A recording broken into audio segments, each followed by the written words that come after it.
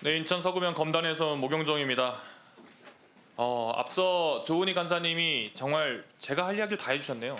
선관위 진짜 정신 차려야 됩니다. 지금 박찬진 증인, 예, 지금 자제분이 방금 이런 문제와 연루되어 있다 또는 연관이 되어 있다 언제부터 파악하고 계셨습니까? 몇 년 전이죠 그게? 2022년도에 저 2022년도 문제죠. 박찬진 증인은 사무총장으로 역임하셨죠? 최종 사무총장이셨죠. 사무총장 언제 임명되셨죠? 2022년 6월 9일자로 2022년 6월이죠. 예, 윤석열 정부와 함께 임기도 시작하셨네요. 그렇죠.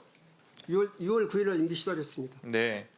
그때 벌어졌던 일을 아직까지도 안고 있는 게 말이 됩니까? 선관위 도대체 뭐 하는 조직입니까? 박찬진 증인과 송범서 증인에 대해서 이야기할 내용들을 조은희 간사께서 말씀을 다 하셨으니까 제가 여기 없는 사람에 대해서 이야기를 좀 해야 되겠습니다. 김세환 사무총장, 전 김 총장인데 우리 후보자님, 예, 김세환 전 사무총장에 대한 내용도 알고 계십니까? 언론 보도 통화에서 아는 정도는 알고 있습니다. 우리 후보자께서는 법관으로 몇 년 근무하셨죠?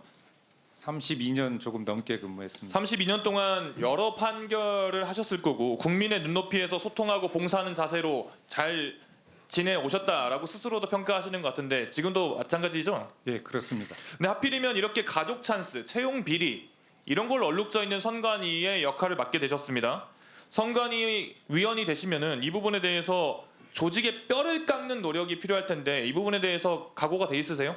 예, 뭐 말씀하신 것처럼 그 황골 탈퇴하는 그런 자세가 필요하다고 생각합니다.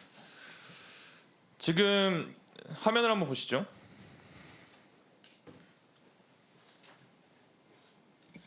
김세환이라는 사람이 사무차장으로 재직할 때 자녀가 강화군에 9급으로 임용이 됩니다. 옆에 계신 증인들과 똑같은 코스예요 보니까. 2020년에 승진하고 사무총장으로 올라갔을 때는 파견도 되고 상급 선관위 전보도 되고 이걸로 끝나는 게 아니라 어제 보도가 나온 걸 보니까 관사도 줬다고 합니다. 관사 주는 걸로는 모자라서 번복 진술 자체를 2년 전에 했던 진술이 대검에 제출했던 서류 자체도 조작되었다라는 보도가 나왔습니다.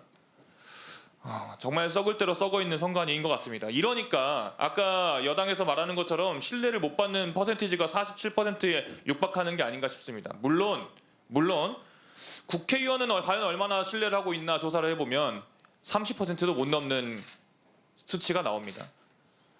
그래서 국회의원들도 반성을 해야 된다. 여당 야당 할 거 없이 이야기를 먼저 하고 선관위에서 관련된 내용을 잘 들여다봐야 된다라는 측면에서 한 가지 사례를 살펴보겠습니다.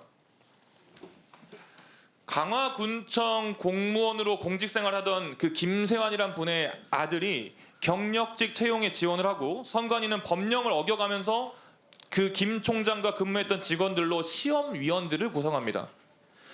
요즘 청년들이 젊은 세대가 얼마나 취업하는 데에 스트레스를 받고 실제로 어려움을 겪고 있는지 아시죠? 예, 알고 있습니다. 그런데 이 아빠 찬스를 통해서 시험위원까지 바꿔가면서 채용이 됩니다. 이 아빠 찬스라는 걸 저도 한번 받아보고 싶은데 중앙선관위 역시 2013년부터 2022년까지 124회 실시된 경력 채용 과정에서 216건의 위법 부당 사례가 확인됐습니다. 이거는 선관위가 아니라 가족 회사 아닙니까? 어떻게 생각하십니까? 위원님 말씀에 공감을 합니다. 만약 제가 중앙선관위 위원이 된다면 그런 부분들이 확실하게 개선될 수 있도록 최선을 다하겠습니다. 이 선관위가 매우 골마 있다라는 점은 앞에 있는 여당 의원들뿐만 아니고 여기 같이 있는 야당 의원들뿐만 아니고 모든 국민들이 다 공감하고 있는 내용입니다. 앞 옆에 계신 우리 김용빈 사무총장님께서 뼈를 깎는 노력을 해주시겠다고 계속 약속은 하고 계십니다만은 여전히 국민들의 불신이 쌓여가고 있습니다. 그러다 보니 이게 정말 터무니없는 곳으로 불똥이 튀어가지고 이 선관위의 채용 비리 이야기가 부정선거로까지 번지고 있는 거라고 저는 보입니다. 기존에 있는 이 조직 자체에 대한 신뢰도가 바닥으로 떨어지니까 이 조직에서 무슨 이야기를 하든 뭘 했다고 한들 믿지도 않고 신뢰를 안 하는 거 아니겠습니까? 후보자께서 선관위 위원이 되시면은 채용 비리를 뿌리 뽑고 그리고 이 국민들로부터의 신뢰를 회복해야 이 부정선거 같은 터무니없는 음모론으로부터 선관위가 자유로워질 것 같은데 이 부분에 대해서 한번 해주시죠. 채용 비리 문제는 뭐 절대 있어서는 안 되는 일이라고 생각하고요. 다만 채용 비리 문제와 그 부정선거 문제는 좀 별개의 문제라고 생각합니다. 어쨌든 양쪽이 다 문제가 없도록 최선을 다하겠습니다.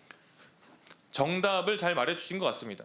부정선거와 채용 비리는 분명히 뿌리 뽑아야 되고 있어서는 안 될 일이다. 동시에 부정선거라고 말하는 그 주장의 근거가 여기 있는 선관위의 문제, 조직적인 문제, 채용 비리라는 문제가 근거가 되기에는 너무나도 논리적 비약이 심하다라는 점을 짚어야 되겠습니다. 지금 국민의힘 의원님들께서는 여러 가지 뭐 부실 선거라고 이야기까지 하시면서 이 부정 선거에서 조금 수그러드는 우회하는 표현도 쓰시는 것 같은데요. 그 근거로 드는 내용들 자체를 이 선관위 흔들기에 써서는 안 된다고 생각합니다. 선관위 역시 우리 모든 선거의 근간이 되는 기관 아니겠습니까? 우리 후보자 지금 현재 선관위의 슬로건이 뭔지 아세요? 아 그거는 잘 모르겠습니다. 아름다운 선거, 행복한 대한민국입니다.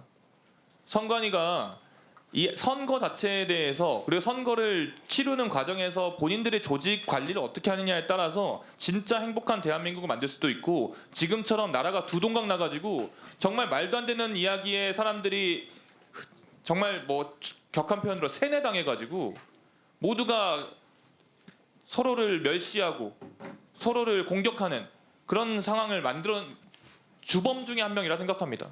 선관위 뼈저리게 반성하시고 개선책을 살려는 얘기를 바랍니다. 그렇게 하시겠습니까? 예, 잘 명심하겠습니다. 네, 수고하셨습니다.